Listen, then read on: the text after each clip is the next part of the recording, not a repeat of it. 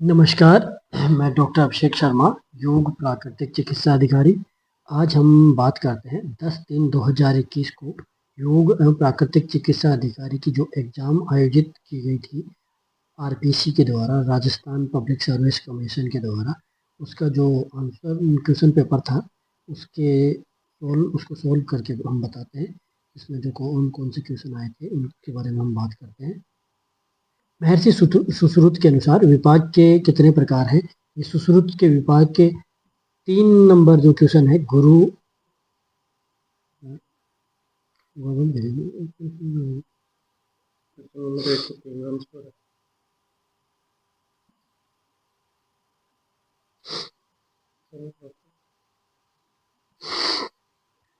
ठीक है। महर्षि सुश्रुत के अनुसार विपाक है, ये पूछा गया है। तो इसमें जो 3 नंबर ऑप्शन है, दो विपाक की संख्या 2 होती है। गुरु और लघु 2 प्रकार का विपाक होता है महर्षि सुश्रुत के अनुसार। ये इसमें क्वेश्चन पूछा गया था। इसके अलावा हम दूसरे क्वेश्चन की बात करते हैं। अचिंत्य है, 2 नंबर क्वेश्चन में पूछा है अचिंत्य है। तो कर्म, वीर्य, विपाक, प्रभाव, 4 ऑप्शन इसमें दिए गए हैं। तो प्रभाव इसमें अचिंत्य है, इसका सही उत्तर होगा प्रभाव। 4 नंबर जो ऑप्शन है प्रभाव, इसका सही उत्तर होगा। अब नेक्स्ट क्वेश्चन की हम बात करते हैं। मधु सर्पी किस प्रकार का विरुद्ध है? जो विरुद्ध आहार है उसमें से ये क्वेश्चन आया गया है। मधु और सर्पी ये किस प्रकार का विरुद्ध है, ये पूछा गया है। तो सातम्य है, वीर्य, मात्रा और विधि। तो इसका सही उत्तर होगा विधि। 4 नंबर जो ऑप्शन है विधि।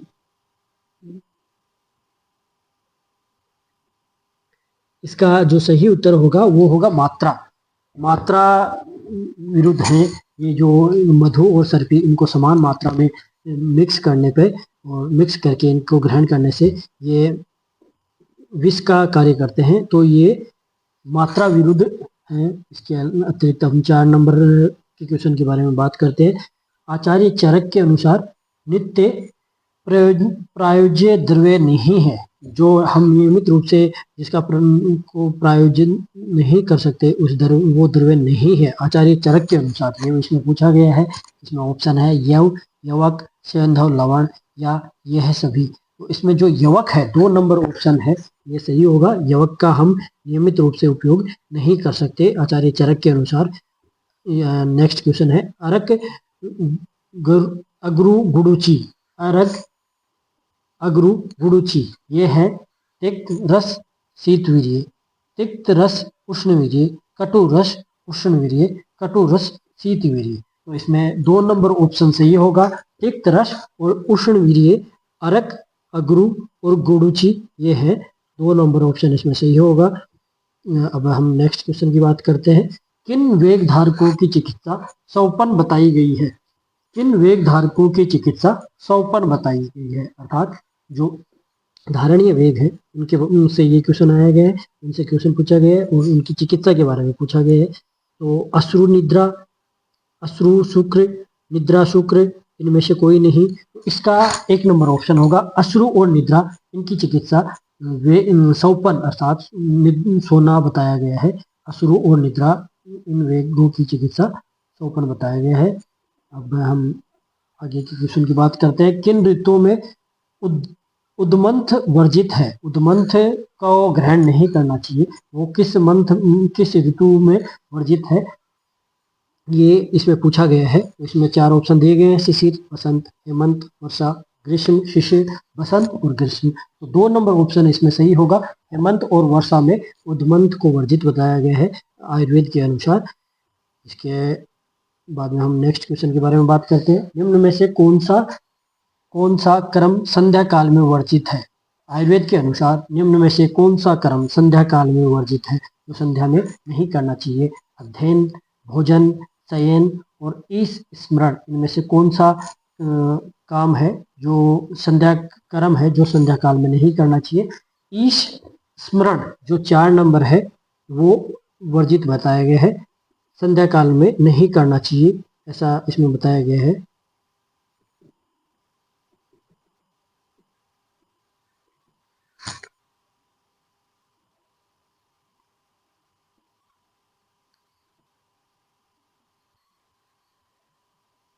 9 नंबर क्वेश्चन की हम बात करते हैं।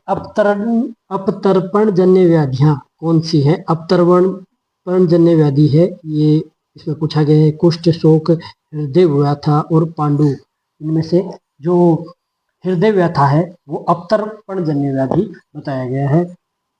शिशिर बसंत, नेक्स्ट क्वेश्चन की हम बात करते हैं। तो शिशिर बसंत ग्रीष्म ऋतु में क्रम से रसवर्धि होती है कि कौन से रस की? शिशिर बसंत और ग्रीष्म ऋतु में रस की वृद्धि होती है। तो इसमें कटु, तिक्त, कषाय, 4 ऑप्शन दिए गए हैं। तिक्त, कटु, कषाय, तिक्त, कषाय, कटु।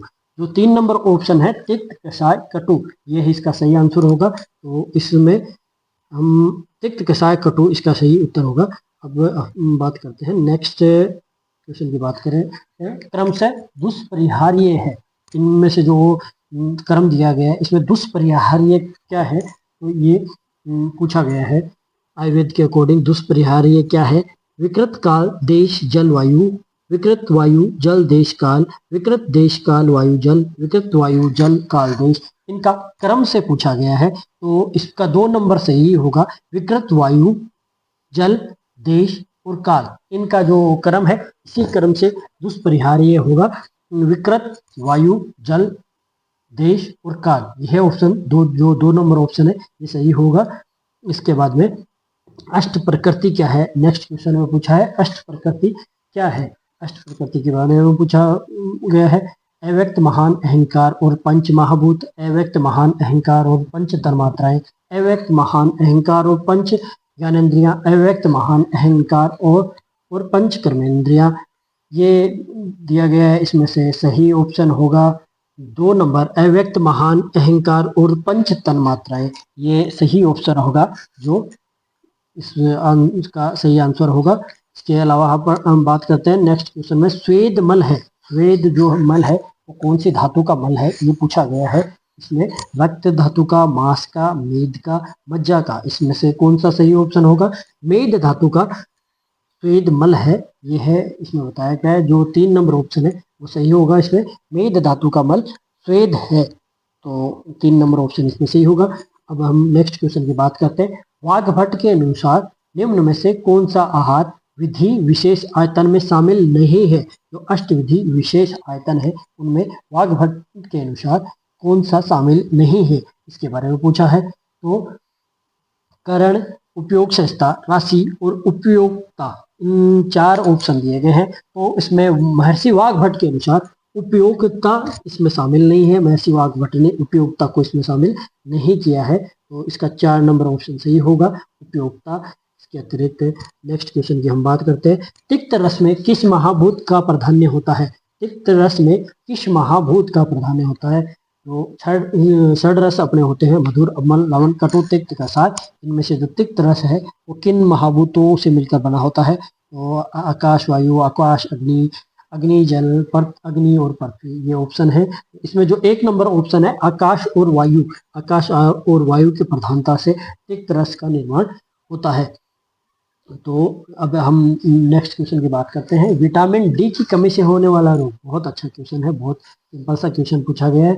विटामिन डी की कमी से होने वाला रोग कौन सा है? तो रिकेट्सी रोग, जो विटामिन सी की कमी से हो जाता है उसको हम रिकेट्सी रोग कहते हैं। 3 नंबर ऑप्शन इसमें सही होगा। इसके बाद में हम नेक्स्ट क्वेश्चन के बारे में बात करते हैं। मनुष्य में श्वसन दर होती है, बहुत ही अच्छा क्वेश्चन पूछा गया है। मनुष्य में श्वसन दर कितनी होती है? तो इसमें सिंपल सा ऑप्शन है 12 से 20 प्रति मिनट, और कोई ऑप्शन इसके आसपास भी नहीं है। 12 से 20 मिनट प्रति मिनट, 1 मिनट के अंदर 12 से लेकर 20 श्वास प्रश्वास की अपन जो दर होती है वो मनुष्य में सामान्य श्वसन की दर मानी गई है। इसके बाद में हम नेक्स्ट क्वेश्चन की बात करते हैं। आचार्य चरक के अनुसार कौन से वृक्ष की दातुन का प्रयोग बताया गया? आचार्य चरक ने कौन से वृक्ष की दातुन का प्रयोग बताया है? तो आचार्य चरक ने करमवीर, अरक, मालती, इन सभी। तो आचार्य चरक ने इन सभी के बारे में बताया है कि इन सभी का अपन यूज कर सकते हैं। इन सभी ये उपयोग है जो दातुन के लिए उपयोगी है, उन सभी का अपन उपयोग कर सकते हैं। तो इसमें सही आंसर होगा इन सभी। 4 नंबर जो ऑप्शन है वो ये सही होगा। प्रथम षट क्रियाकाल का वर्णन मिलता है प्रथम सट क्रियाकाल का वर्णन कौन सी संहिता में मिलता है, ये पूछा गया है। तो वाग्भट, चरक, सुश्रुत, हारित। तो इसमें सुश्रुत संहिता के अंदर प्रथम सट क्रियाकाल का वर्णन मिलता है, ये इसमें बताया गया है। तो इसका सही आंसर होगा 3 नंबर जो आंसर है वो सही इसका आंसर होगा। अब हम नेक्स्ट क्वेश्चन की बात करते हैं। बाधिर्य रोग की उत्पत्ति किस वेग धारण से होती है? बाधिर्य अर्थात जिसमें सुनना बंद हो जाता है, बहरापन, जिसको हम सामान्य भाषा में कहते हैं आयुर्वेद में। बाधिर्य रोग की उत्पत्ति किस वेग धारण से होती है? जो धारणीय अधारणीय वेग है उनसे ये रोग की उत्पत्ति होती है। उस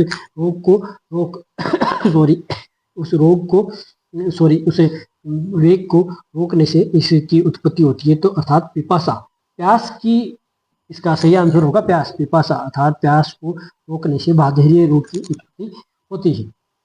अब हम नेक्स्ट क्वेश्चन की बात करते हैं। सुश्रुत के अनुसार सुश्रुत ने गर्भपात कौन से माह में बताया गया है? सुश्रुत ने गर्भपात कौन से माह में बताया है? ऐसे सुश्रुत ने गर्भपात जो 5 और 6 है, 5वां और 6ठा मंथ है, इसके अंदर गर्भपात बताया है। तो इसका सही आंसर होगा 3 नंबर आंसर, जो 5 और 6, 5वां और 6ठा महीना है, इसमें गर्भपात महर्षि सुश्रुत ने बताया है। अब नेक्स्ट क्वेश्चन की बात करते हैं। आर्तव व स्रोतोदुष्टि का लक्षण है। आर्तव व स्रोतोदुष्टि का लक्षण है। इसमें जो आर्तव व स्रोतोदुष्टि है वो होने पे कौन कौन से सिम्टम्स उत्पन्न होते हैं उसके बारे में पूछा है। बंधित्व भी उत्पन्न हो सकता है, मैथुन सहिष्णुता भी उत्पन्न हो सकती है, आर्तव नाश भी हो सकता है। तो इसमें सही उत्तर होगा यह सभी, ये तीनों ये ऊपर दिए गए तीनों जो लक्षण है वो आर्तव दृष्टि होने पे हो सकते हैं। तो इसका सही उत्तर होगा यह सभी, 4 नंबर इसका सही उत्तर होगा।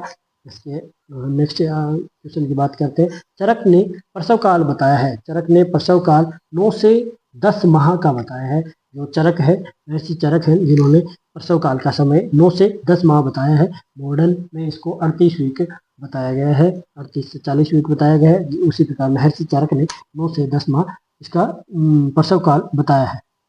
अब हम बात करते हैं नेक्स्ट क्वेश्चन की। ग्रीष्म ऋतु में किसका लेपन बताया गया है? ग्रीष्म ऋतु में किसका लेपन बताया गया है, इसके बारे में पूछा गया है। तो ग्रीष्म ऋतु में चंदन का लेपन सबसे अच्छा रहता है। चंदन जो शीतलता प्रदान करता है, जो पित्त को शांत करता है, इसलिए ग्रीष्म ऋतु में चंदन का लेपन सर्वश्रेष्ठ बताया गया है। जो 2 नंबर ऑप्शन है वो इसमें सही होगा। अब हम बात करते हैं नेक्स्ट क्वेश्चन की। नेक्स्ट क्वेश्चन है, सर्वाइकल स्पीमियर लेने के लिए कौन सा यंत्र प्रयोग में लेते हैं? सर्वाइकल स्पीमियर जो टेस्ट है उसके लिए अपन कौन सा, उसके सैंपल लेने के लिए हम कौन सा जो इंस्ट्रूमेंट है उसका यूज करते हैं? वो है अरेंज स्पेचुला। 3 नंबर जो ऑप्शन है, 3 नंबर जो ऑप्शन है वो 3 नंबर जो ऑप्शन है वो सही होगा, अरेंज स्पेचुला इसके अंदर सही होगा। इसके अलावा नेक्स्ट जो क्वेश्चन है उसके बारे में बात करते हैं। बीजक है, बीजक क्या है? बीजक मूड गर्भ का प्रकार है। बीजक एक मूड गर्भ का प्रकार है। 1 नंबर जो क्वेश्चन है वो सही हो, 1 नंबर जो आंसर है वो सही होगा। बीजक मूड गर्भ का एक प्रकार बताया गया है। चरक के अनुसार वात पित्तज योनि व्यापद है। वात पित्तज योनि व्यापद इसको बताया गया है। परिलुप्ता और व्यामिनी जो योनि व्यापद है उनको चरक ने वात और पित्त की दूषित होने की वजह से बताया है। किंसुकोदक स्राव लक्षण है। किंसुकोदक स्राव किसका लक्षण है? वातज असृंगदर का लक्षण है। वातज असृंगदर 2 नंबर जो ऑप्शन है ये किंसुकोदक का स्राव जब होने लगता है ये वातज असृंगदर इसका का लक्षण है। इसके नेक्स्ट क्वेश्चन की बात करते हैं। गर्भाशय को मुख्य रूप से कार्डिनल से सपोर्ट करता है, ये पूछा गया है। ट्रांसफर सर्वाइकल लिगामेंट, कौन सा लिगामेंट गर्भाशय को सपोर्ट देता है, ये इसके बारे में पूछा गया। तो जो 3 नंबर है ट्रांसफर सर्वाइकल लिगामेंट है, ये गर्भाशय को सपोर्ट देता है, इसके बारे में बताया गया है। समसमन है पथ्य अपथ्य मिश्रित भोजन को ग्रहण करना समसमन है, ये इसमें बताया गया है। अब हम जो बाकी बचे हुए क्वेश्चन है वो नेक्स्ट वीडियो में बात करेंगे। धन्यवाद। नमस्कार, मैं डॉक्टर अभिषेक शर्मा, योग प्राकृतिक चिकित्सा अधिकारी। आज हम बात करते हैं योग प्राकृतिक चिकित्सा अधिकारी की जो 2022 में आरपीएससी के द्वारा एग्जाम हुई थी उसके पेपर सोल्व के बारे में बात करते हैं। उसके सेकंड पार्ट के बारे में हम बात करते हैं। तो हम बात करते हैं क्वेश्चनों के बारे में। किस प्रकार के स्पोर्ट रूबियोला में पाए जाते हैं, इसके बारे में ऑप्शन दिए गए हैं, 4 ऑप्शन। इसमें जो पहला ऑप्शन है कोलिप स्पॉट, इसके अंदर पाए जाते हैं। जो स्पॉट होते हैं उनको कोलिप स्पॉट कहते हैं। इसके अलावा नेक्स्ट क्वेश्चन की बात करते हैं हम। आरोग्यम भोजनाधीनम संदर्भ है, ये किस ऋषि का संदर्भ है, किस ऋषि ने संदर्भ दिया है, उसके बारे में हम बात करते हैं। ये महर्षि कश्यप का संदर्भ है। कश्यप ने ऐसा कहा है। आरोग्यम भोजनाधीनम संदर्भ, ये काश्यप का संदर्भ है। 33 नंबर क्वेश्चन के बारे में बात करते हैं। विटामिन डी की वयस्क व्यक्ति के लिए मात्रा की आवश्यकता होती है। ये 4 ऑप्शन दिए गए हैं। 200 से 400, 400 से 1000, 1000 से 1400, 1200 से 1400। तो इसमें 2 नंबर ऑप्शन है वो सही है। 400 से 1000 IU यूनिट प्रतिदिन एक व्यक्ति को, वयस्क व्यक्ति को विटामिन डी की आवश्यकता होती है। अब नेक्स्ट क्वेश्चन की बात करते हैं। ओवुलेटरी मासिक स्राव में कौन से दिन हर्ण विलुप्त होते हैं? ओवुलेटरी मासिक स्राव में कौन से दिन हर्ण जो बनते हैं वो विलुप्त होते हैं, ऐसा पूछा गया है। तो इसमें 14, 21, 18, 30 दिए गए हैं। तो इसमें जो सही आंसर है वह है 21वें दिन जो हर्ण बनते हैं ओवुलेटरी मासिक स्राव के दौरान वो विलुप्त हो जाते हैं। इसके बाद में हम नेक्स्ट क्वेश्चन की बात करते हैं। पेलाग्रे किस विटामिन की कमी से होता है? पेलाग्रा जो रोग होता है वो किस विटामिन की कमी से होता है? इसमें B1, B2, B3, B12 दिया गया है। तो B3 की कमी से पेलाग्रे रोग उत्पन्न होता है, ये आप ध्यान रखें। निम्न में से कौन सी लाइव एंटीट्यूटेड वैक्सीन है? निम्न में से कौन सी लाइव एंटीट्यूटेड वैक्सीन है, इसके बारे में बात करते हैं। तो लाइव वैक्सीन जो है वो कौन सी है? तो BCG की जो वैक्सीन है वो लाइव वैक्सीन है, ये आप ध्यान रखें। BCG का जो टीका लगता है वो लाइव टीका होता है, लाइव वैक्सीन के अंतर्गत आता है। इसके अलावा नेक्स्ट क्वेश्चन की बात करते हैं। किस देश ने सर्वप्रथम परिवार नियोजन को राष्ट्रीय प्रोग्राम में शामिल किया गया था? जीके का क्वेश्चन भी है और हेल्थ प्रोग्राम है अपने, उनसे भी रिलेटेड है। किस देश ने सर्वप्रथम परिवार नियोजन को राष्ट्रीय प्रोग्राम घोषित किया गया? तो अपन अनुमान लगा सकते हैं कि भारत में अपने यहाँ जनसंख्या का स्फोट हुआ था, उसकी वजह से भारत देश ने ही सबसे पहले इसको राष्ट्रीय प्रोग्राम के रूप में घोषित किया गया था, शामिल किया गया था।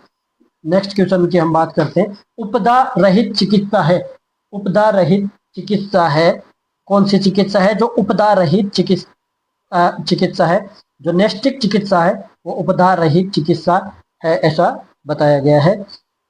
इसके अलावा नेक्स्ट क्वेश्चन की बात करते हैं। बहुत ही शानदार क्वेश्चन है। प्राकृतिक चिकित्सा दिवस कब मनाया जाता है? ये एक प्राकृतिक चिकित्सक के लिए सम्मान की बात होती है और सबको याद होना चाहिए कि प्राकृतिक चिकित्सा दिवस कब मनाया जाता है। 18 नवंबर को प्राकृतिक चिकित्सा दिवस मनाया जाता है, जो उरुलिकाचन में महात्मा गांधी जी ने जो आश्रम की स्थापना की थी उसी की दिन से ये मनाया जाता है, 18 नवंबर। इसके नेक्स्ट क्वेश्चन की बात करते हैं। काला अजर का क्या कारण है? काला अजर का कौन सा बैक्टीरिया वायरस है जो कारण है? उसके बाद लेशमेनिया डोनोवनी जो है वो इसका रोगवाहक है या रोग उत्पन्न करने वाला है। इसके बाद में मंकी फेस साइन पाया जाता है। मंकी फेस साइन किसके अंदर पाया जाता है? ये मरमस जो होता है उसके अंदर मंकी फेस साइन पाया जाता है, ये याद रखें।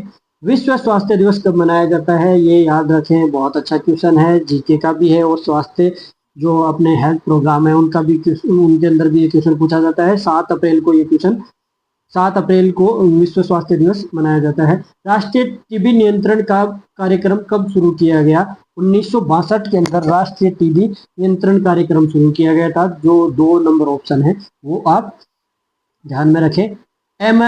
MMR वैक्सीन दिया जाता है। MMR जो वैक्सीन है वो कैसे दिया जाता है ये पूछा है, इंट्राडर्मल या सबक्यूटेनियस या इंट्रामस्कुलर या इंट्राविनस। ये सब क्यूटेनियस के रूप में इसको दिया जाता है। जो 2 नंबर है वो है MMR वैक्सीन है जो सब क्यूटेनियस तरीके से इसको दिया जाता है। इसके अलावा फ्लैग साइन पाया जाता है। फ्लैग साइन किसमें पाया जाता है? जो कोशिक पोरक रोग होता है, 1 नंबर ऑप्शन है, उसके अंदर फ्लैग साइन पाया जाता है ये।